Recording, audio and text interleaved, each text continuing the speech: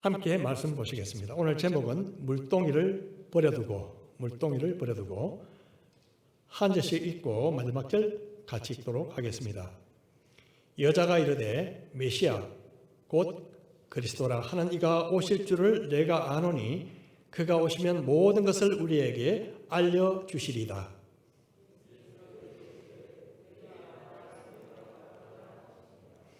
이때 제자들이 돌아와서 예수께서 여자와 말씀하시는 것을 이상히 여겼으나 무엇을 구하시나이까 어찌하여 그와 말씀하시나이까 묻는 자가 없더라.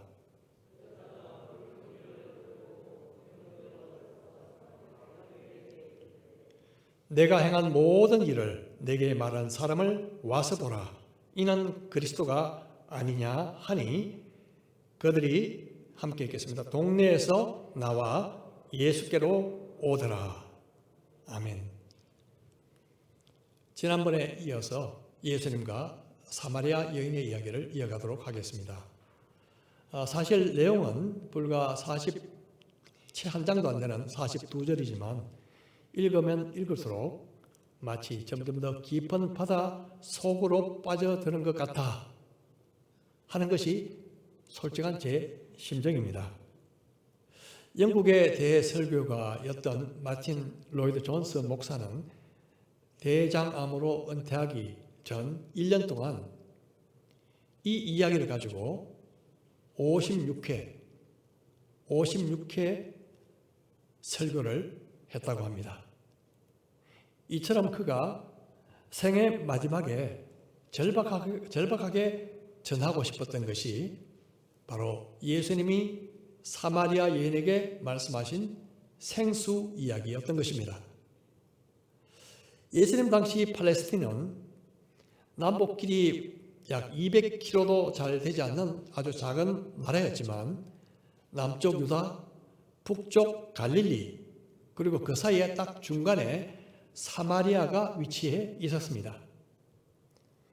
유대에서 갈릴리로 가시기 위해서 주님은 요단강으로 돌아가는 우회 길을 택하지 않으시고 사마리아를 직접 통과하는 길을 택하셨습니다. 길 가시는 도중에 피곤하셔서 수가라 하는 동네에 있는 한 우물가에 앉으셨는데 마침 물길로 온 한 사마리아 여인과 만나게 됩니다.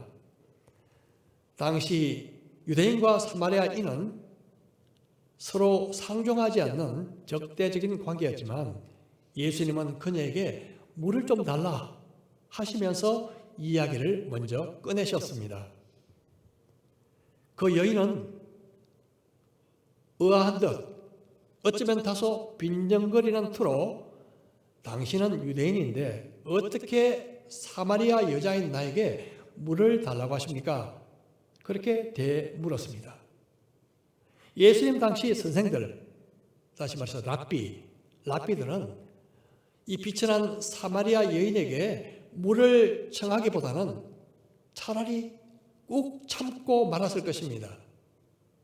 하지만 예수님은 대답을 이어가셨습니다.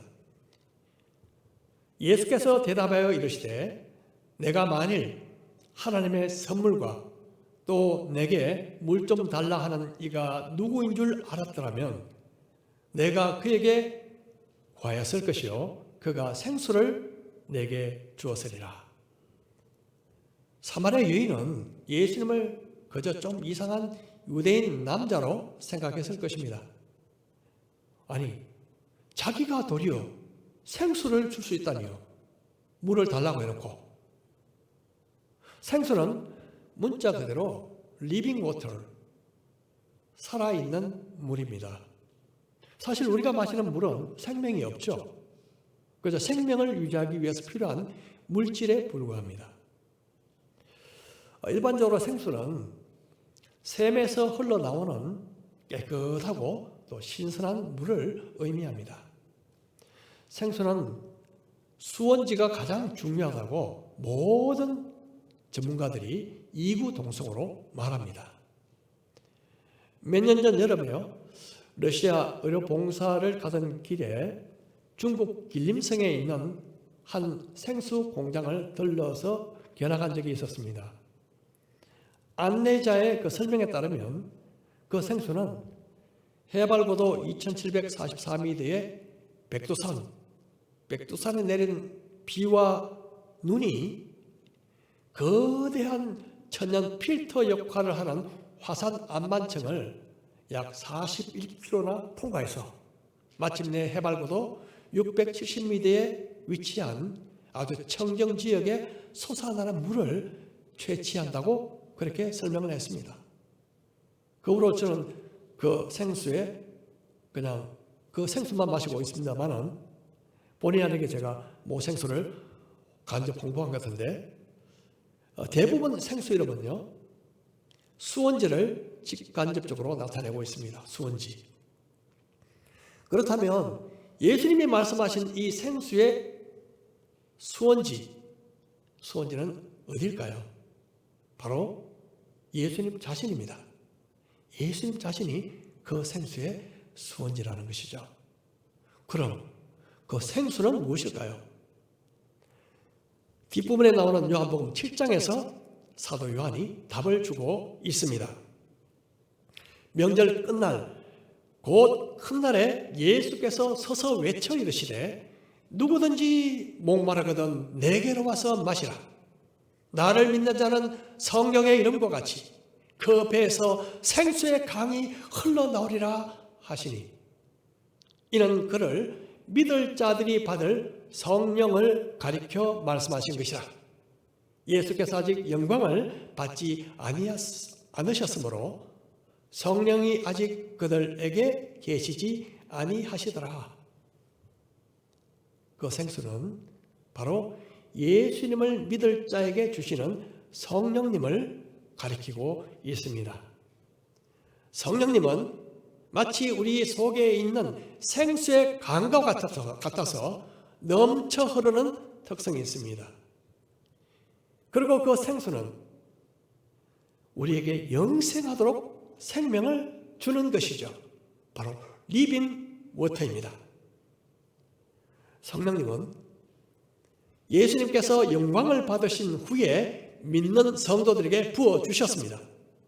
예수님이 영광을 받으셨다는 말은 바로 예수 그리스도의 십자가의 죽으심과 부활 그리고 성천 후에 하나님 보좌 우편에 앉으신 것을 의미합니다. 성령님의 강림은 예수님께서 성천하신 후 10일째 되는 바로 오순절날 그날 임하심으로 현실이 되었습니다. 사도행전에서 이렇게 말씀합니다.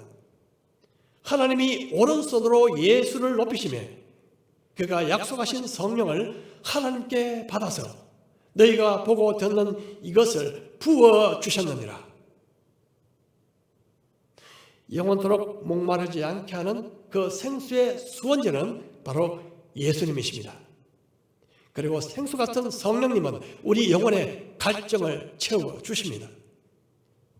사람들이 가지고 있는 영혼의 갈증, 어떤 증상으로 나타나게 될까요? 여러 다양한 증상으로 나타납니다. 그것은 목적 없는 삶, 인생이 허무하고 가치 없게 느껴지는 것, 고독함, 공허감, 상실감, 결핍증, 불안, 불만, 긴장, 그리고 두려움 등으로 나타나는 것입니다. 많은 사람들은 영혼의 갈증을 오직 돈이 해결할 수 있다고 믿습니다. 그래서 열심히 돈을 벌어서 하고 싶은 것들을 하고 가지고 싶은 것들을 갖고 원하는 대로 마음대로 다니고 싶어 하는 것입니다. 때로는 부도덕한 욕망에 탐닉되기도 하고 또 인기 있는 직업이나 권력을 쫓아가기도 합니다. 하지만 이런 것들은 마치 바닷물을 마시는 것 같아서 마실수록 더 갈증을 일으키게 만드는 것들입니다. 혹시 8월 말 해수욕장이 문을 닫고 나서 한번 그 현장을 방문해 보신 적이 있으십니까? 얼마 전까지 해도 그렇게 붐비던 그런 인파가 썰물처럼 사라진 뒤 남는 것은 쓸쓸하고 한적한 모래사장뿐입니다. 1962년 어느 날 밤에 복음 전도자였던 빌리 그라함은 시애틀의 한 호텔에서 잠을 자고 있었는데 갑자기 당시 인기 절정의 헐리우드 스타였던 마릴린 먼로를 만나야 한다는 무거운 책임감을 느끼며 잠을 깼습니다. 다음 날에도 똑같은 현상이 일어나자 그는 먼로의 매니저를 통해서 꼭 만나고 싶습니다라는 전가를 보냈습니다. 하지만 지금 너무 바쁘니까 2주일 후에나 만날 수 있습니다라는 답장이 왔습니다. 하지만 2주일이 채 가기 전에 그녀는 인생을 스스로 마감한 채로 발견되었는데 이런 짧은 글을 남겼습니다. 내 삶은 마치 파장하는 해수욕장과 같다. 내 삶은 파장하는 해수욕장과 같다. 이처럼 많은 사람들이 갈증을 채우기 위해서 인생의 재미와 인생의 성공과 또는 즐거움을 쫓아가지만 파장하는 해수욕장처럼 언젠가는 공허함만 남게 될 것입니다. 사마리아 여인이 바로 그런 삶을 쫓아 살아가고 있었습니다. 물론 그녀는 예수님을 알아보지 못했습니다. 그녀가 본 것은 그저 피상적인 물질 세계뿐이었습니다. 예수님을 단순히 한 유대인에 불과하다고 생각했고 그가 말씀하신 생수를 그저 목마를 때 마시는 물로 생각했을 뿐입니다. 예수님께서 목마르지 않는 생수를 내게 줄 수 있다. 그렇게 말씀하시자 그녀는요, 아니 물길을 두레박도 없는 당신이 이 우물도 깊은데 어디서 그런 생수를 얻겠습니까? 이렇게 반문합니다. 만일 정말 그런 놀라운 생수를 저에게 주실 수 있다면 이 우물을 우리에게 주신 그 야곱보다 당신이 훨씬 더 큰 분이라는 그런 뜻을 가지고 그렇게 묻죠. 당신이 야곱보다 큰 분이십니까? 조금 빈정되는 느낌이 있는 뉘앙스가 있는 그런 말이죠. 사실 예수님은 야곱과 비교되지 않는 분이십니다. 마치 집을 지으신 분이 집보다 위대한 것처럼 집을 지으신 분이 집보다 위대한 것처럼 예수님은 야곱보다 위대하십니다. 예수님은 이어서 이렇게 말씀하십니다. 예수께서 대답하여 이르시되 이 물을 마시는 자마다 다시 목마르느니와 내가 주는 물을 마시는 자는 영원히 목마르지 아니하리니 내가 주는 물은 그 속에서 영생하도록 솟아나는 샘물이 되리라. 여기서 주님은 두 종류의 물을 말씀하고 계십니다. 목이 마를 때마다 마셔야 하는 물, 그리고 속에서 솟아나서 영원히 목마르지 않게 하는 물입니다. 하나는 이 땅에 살기 위해서 날마다 마셔야 하는 물이고 다른 하나는 영생하게 하는 물입니다. 에레미야서에서 이렇게 말씀합니다. 내 백성이 두 가지 악을 행하였나니 곧 그들이 생수에 거름되는 나를 버린 것과 스스로 웅덩이를 판 것인데 그것은 그 물을 가두지 못할 터진 웅덩이들이니라. 가무량이 적은 이스라엘 지방에서는 우기예요. 비가 내리는 우기에 물을 저장해서 건기에 사용할 수 있도록 시스턴, 웅덩이, 시스턴이라고 하는 웅덩이를 팠습니다.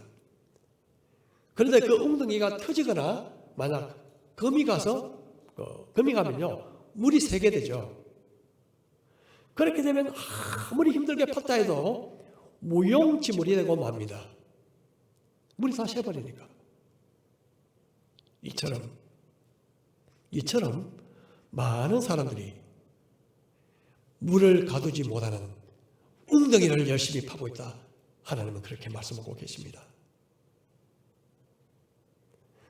나름대로 물을 채우려고 애써보지만 마치 밑빠진 독과같이 곧 바닥이 나서 또 다른 웅덩이를 파야 하는 것이죠. 하나님은 생수의 근원인 자기를 버리고 이처럼 엉뚱한 웅덩이를 파는 것을 악이다 하고 말씀하고 계십니다. 악이다. 나를 버리고 그런 웅덩이를 파는 것은 악이다. 다시 사마리아 여인의 이야기로 돌아가 보겠습니다. 그 여인은요, 정말 그렇습니까? 만약 영원히 목마르지 않게 하는 그런 물이 있다면 그 물을 제게 주십시오. 그렇게 말합니다.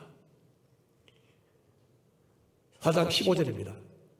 여자가 이르되 주여 그런 물을 내게 주사 목마르지도 않고 또 여기 물 기르러 오지도 않게 하옵소서. 정말 그런 물이 있다면 다시 물을 길러 오는 고생이 필요 없겠죠. 사마리아 여인이요, 예수님을 부르는 호칭이 당신에서 주여로 바뀌는 것을 주목해 보십시오. 주여. 자, 냉담했던 그 여인의 마음이 조금씩 열리고 있는 것을 느낍니다. 그런데 바로 이때 예수님은 아주 뜻밖의 말씀을 하십니다. 이르시되 내 남편을 불러와라. 남편을 불러와라. 왜 이런 말씀을 하셨을까요? 여자의 말을 들어보겠습니다. 여자가 대답하여 이르되 나는 남편이 없나이다. 예수께서 이르시되 내가 남편이 없다 하는 말이 옳도다. 너에게 남편 5이 있었고 지금 있는 자도 내 남편이 아니니 내 말이 참되도다. 예수님은 그 여인의 아주 민감한 문제를 건드리셨습니다. 정말 감추고 싶었던 속내를 드러내셨습니다. 지금까지 그녀는 누가 봐도 엉망진창인 삶을 살아왔습니다. 내 남편을 불러오라. 이 말씀은 그녀의 귀에 하신 말씀이 아니라 그녀의 양심에 하신 말씀이었습니다. 왜 이런 말씀을 하셨을까요? 그 이유는 샘 근원을 막고 있는 것을 치우지 않고는 결코 생수가 흐를 수 없기 때문입니다. 샘 근원을 막고 있는 그것, 그것이 무엇일까요? 바로 죄입니다. 사마리아 여인에게나 또 우리에게나 생수의 수원지를 막고 있는 것은 다름 아닌 죄인 것입니다. 그 여인은 남편이 5명이나 있었던 여인이었습니다. 이혼을 했는지 아니면 사별을 했는지는 잘 알 수 없지만 지금 살고 있는 6번째 남자는 정식 결혼도 하지 않고 동거하고 있던 남자였습니다. 하지만 예수님은 그녀의 모든 것을 다 알고 계셨습니다. 내가 비록 남편 5이 있었으나 지금 있는 자는 내 남편이 아니기 때문에 남편이 없다고 한 내 말이 맞다. 그렇게 말씀하셨습니다. 아마 그 여인은 예수님이 자신의 과거와 또 현재를 꿰뚫어 보고 계심을 알고 깜짝 놀랐을 것입니다. 여러분, 하나님과 우리 사이를 가로막고 있는 죄의 문제를 직면하고 해결하지 않는다면 막힌 샘물이 흐를 수 없습니다. 예수님께서 그녀의 죄의 문제를 건드리시자 비로소 그녀는 예수님께 대한 눈이 새롭게 뜨이기 시작했습니다. 예수님이 그저 평범한 유대인이 아니다는 사실을 알게 된 것이죠. 그래서 그녀는 이렇게 고백합니다. 여자가 이르되 주여 내가 보니 선지자로소이다. 물론 그녀가 예수님을 제대로 안 것은 아니었지만 예수님 앞으로 한 발자국 더 나아간 셈입니다. 그런데 돌연 그녀는 주제를 바꾸죠. 갑자기 주제를 바꿨습니다. 이유는 잘 알 수 없지만 주님께서 죄를 드러내시자 본능적으로 불안함을 느꼈을 수도 있습니다. 그녀가 던진 질문은요, 신학적으로 아주 논란의 쟁점인 예배에 대한 문제였습니다. 아주 골치 아픈 문제였죠. 우리 조상들은 이 산에서 예배하였는데 당신들의 말은, 유대인들의 말이죠, 예배할 곳이 예루살렘에 있다 하더이다. 문제는 어디서 예배를 드리는 것이 옳은가? 예배 장소에 대한 문제였습니다. 이 사마리아인들에게서는 이게 중요했죠. 왜냐하면 사마리아인들은 예배 장소가 거리심산이다 그렇게 주장했지만 유대인들은 예루살렘이다 그렇게 말했기 때문에 그렇습니다. 왜 이런 견해 차이가 생긴 것일까요? 신명기에 보면요, 이런 말씀이 나옵니다. 신명기 12장 5절, 오직 너희의 하나님 여호와께서 자기의 이름을 두시려고 너희 모든 지파 중에서 택하신 곳인 그 계실 곳으로 찾아 나아가서, 하나님께서 구체적인 장소를 말씀하시지 않으시고요, 단지 자신의 이름을 두시려고 택하신 곳으로 가서 예배를 드리라고 말씀하고 계시는데, 여기서 유대인과 사마리아인들은 서로 상반된 결론을 내리게 됩니다.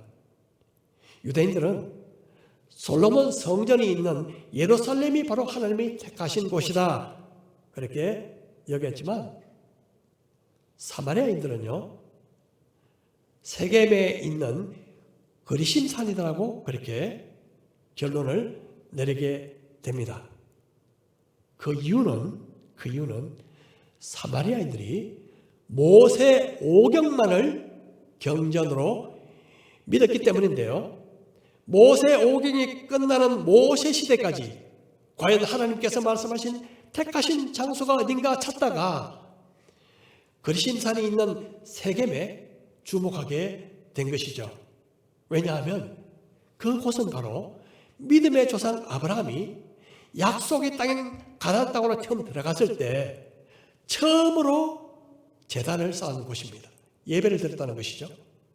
또 모세가 살아있을 때 이스라엘 백성들에게 명하기를, 너희가 만일 요단강을 건너 약속의 땅에 들어가게 되면 거리심산에서 축복을 선포하라고 그렇게 명했기 때문에 그렇습니다. 이런저런 이유로 사마리아인들이요, 거리심산에 성전을 짓고 그것이 우리들의 예배 장소다 그렇게 주장한 것은 별로 놀랄 만한 일은 아니었습니다. 자, 그런데 예수님은 다소 옆으로 빠지는 듯한 그녀의 질문을 무시하지 않으시고 대답해 주셨습니다. 예수께서 4장 21절 22절, 예수께서 이르시되, 4장 21절 22절 좀 떼어줄까요? 4장 21절 22절 제가 읽겠습니다. 예수께서 이르시되 여자여 내 말을 믿으라. 이 산에서도 말고 예루살렘에서도 말고 너희가 아버지께 예배할 때가 이르리라. 너희는 알지 못하는 것을 예배하고 우리는 아는 것을 예배하노니 이는 구원이 유대인에게서 남이라. 결론적으로 주님은 예배 장소에 대한 논쟁은 무의미하다 그렇게 말씀하셨습니다. 사실 구약의 모세 오경만을 인정하는 사마리아인들은 불완전한 계시로 불완전한 예배를 드릴 수밖에 없었지만 유대인들은 그렇지 않았습니다. 유대인들은 하나님의 모든 말씀을 맡은 유일무이한 특권과 책임을 가진 민족이었고, 메시아도 바로 유대인인 다윗의 후손을 통해서 오시게 될 것이었습니다. 메시아이신 예수님은 참된 예배가 무엇인지 어떻게 드릴 것인지에 대해서 가르쳐 주셨습니다. 4장 23절 24절입니다. 아버지께 참되게 예배하는 자들은 영과 진리로 예배할 때가 오나니 곧 이때라. 아버지께서는 자기에게 이렇게 예배하는 자들을 찾으시느니라. 하나님은 영이시니 예배하는 자가 영과 진리로 예배할지니라. 영과 진리로 예배할지니라. 이게 무슨 뜻일까요? 먼저 영으로 예배를 드린다는 것은 성령 안에서 예배를 드린다는 뜻입니다. 성령 안에서 예배를 드린다면 먼저 성령님을 모셔야 가능한 일이죠. 이 시간 우리는 현재 경성대학 교회라는 건물 안에서 예배를 드리고 있습니다. 어떤 분들은 작은 교회 상가 안에서 예배를 드리실 것이고, 어떤 분들은 크고 웅장한 시설을 갖춘 예배당 안에서 예배를 드리고 계실 것입니다. 하지만 아무리 내부 장식이 아름답고 경건하게 보이는 교회라 해도, 아무리 고운 찬양이 울려 퍼지는 교회라 해도 진정한 예배를 드리지 않을 수도 있습니다. 소위 영적인 예배가 아닌 혼적인 예배가 될 수 있다는 뜻입니다. 이런 예배는 사람들에게 감동을 줄 줄은 몰라도 하나님께는 감동이 되지 않는 것입니다. 알레 토레라는 목사님의 거친 표현에 의하면요, 이런 예배는 예배가 아니라 쇼다. 예배가 아니라 쇼다. 중요한 것은 어떤 건물, 어떤 장소 안에서 예배를 드리는 것가 중요한 것이 아니라 성령 안에서 예배를 드려야 한다는 뜻입니다. 우리 몸이 성령님이 계신 성전이므로 우리는 장소에 구애받지 않고 언제나 어디서나 예배를 드릴 수가 있습니다. 하지만 명심해야 할 것이 있습니다.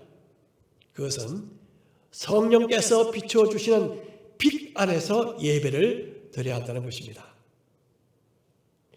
예배 대상인 하나님을 알고 드리는 예배가 있고, 하나님을 전혀 모른 채 막연하게 무작정 드리는 예배가 있을 수 있습니다.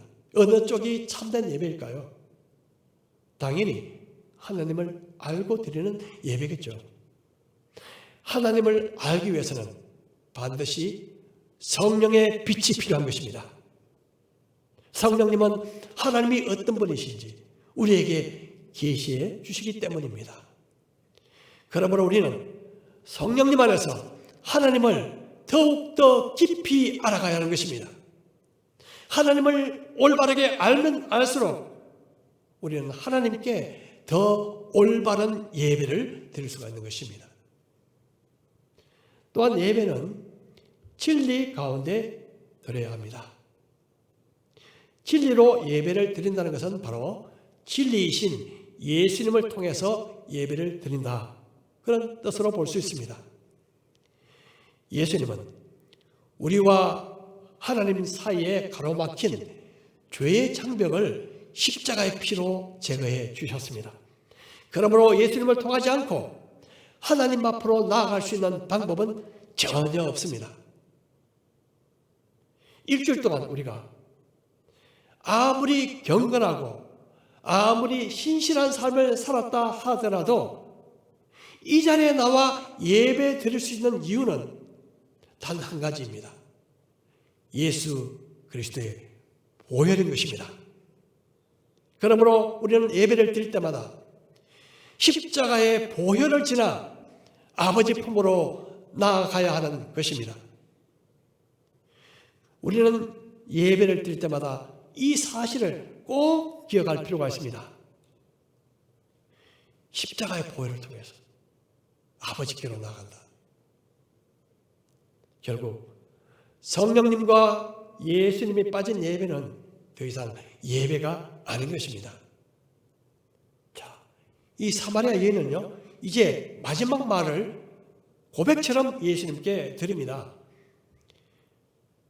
여자가 이르되 메시아 곧 그리스도라 하는 이가 오실 줄을 내가 아노니 그가 오시면 모든 것을 우리에게 알려주시리이다.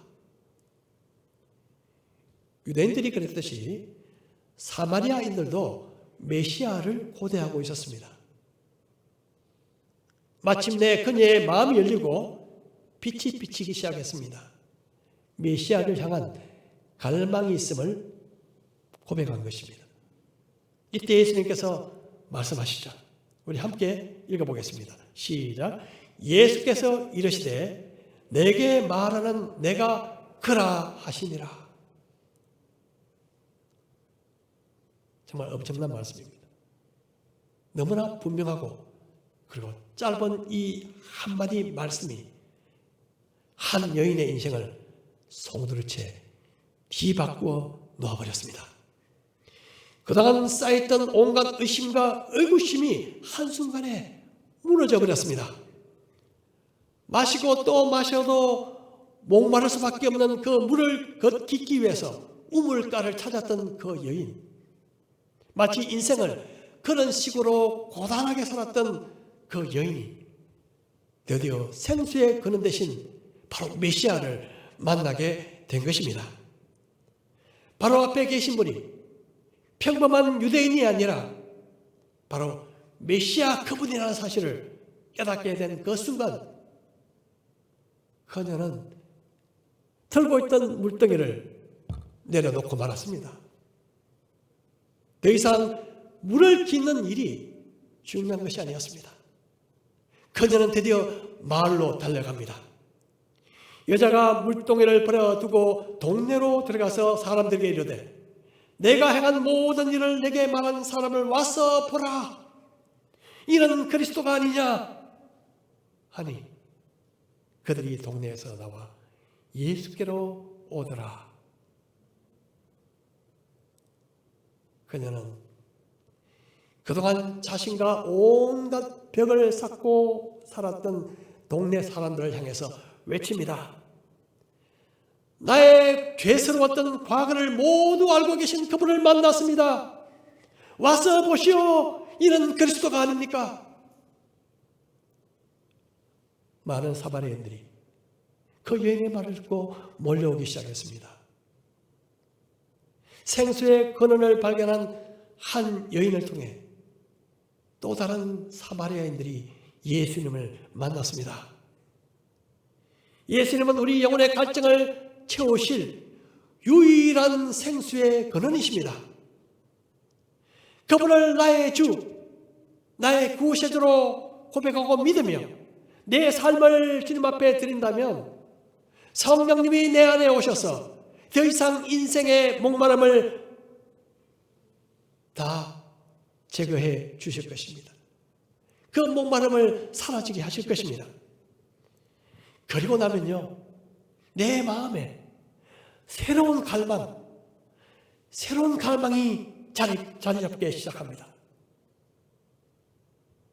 바로 하나님을 향한 갈망입니다.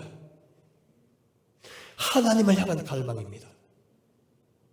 참 이상합니다. 참 이상합니다.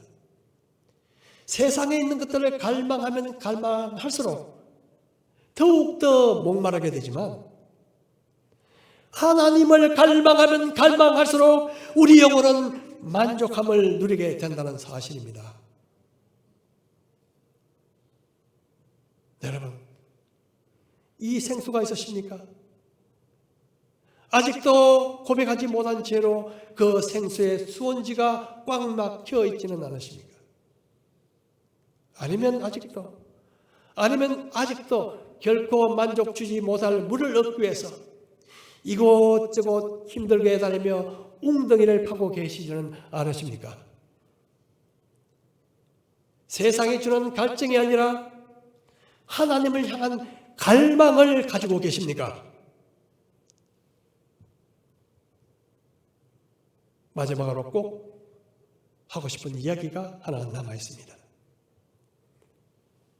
만일 생수의 근원 대신 그 주님을 경험하게 되면, 생수의 근원 대신 그 주님을 경험하게 되면요, 그 사마리아 여인처럼 이렇게 외치게 될 것이라는 사실입니다. 어떻게 해요? 와 보라! 와 보라! 이는 그리스도가 아니냐? 내가 내게 행하신 그분을 봐라! 와서 보라! 오늘날 이스라엘 고대 세겜 지역에 있는 야곱의 우물을 관리하는 동방정교회에서는 그 사마리아 여인의 이름을요, 포티나라고 합니다. 포티나. 전생에 의하면 그녀는 후일 복음을 전하다가 3년 동안 감옥에 갇힌 후 카르타고에서 순교를 당했다는 말도 있고, 혹은 로마에서 순교를 당했다고 하는 말도 있는데, 사실 여부는 잘 알 수 없습니다. 전생이기 때문에. 하지만요, 분명한 사실은 공동체에서 따돌림 받고 있던 한 여인, 인생의 목마름 가운데 살아가던 그 한 여인을 주님께서 찾아오셨을 때, 그리고 그녀가 생수의 근원 대신 예수님을 만나게 되었을 때, 그녀와 그리고 그 주위 사람들이 변했다는 사실입니다. 저와 여러분은 영혼의 갈증을 충족시켜 주시는 생수의 근원 대신 그 예수님을 만나셨습니까? 그렇다면 이렇게 외칠 수 있어야 합니다. 와서 보라! 이는 그리스도가 아니냐? 이 시간 우리 함께 주님, 생명의 근원을, 생수의 근원을 가로막고 있는 죄를 깨닫게 해주십시오. 생수의 성령이, 그 성령의 생수가 제 삶을 통해서 흐르게 해주십시오. 성령 안에서, 진리 안에서 예배 드리는 하나님이 찾는 참된 예배자가 되게 해주십시오. 와보라, 이는 그리스도가 아니냐? 전할 수 있도록 도와주십시오. 이 시간 우리 다 함께 마음을 같이 해서 기도하시겠습니다.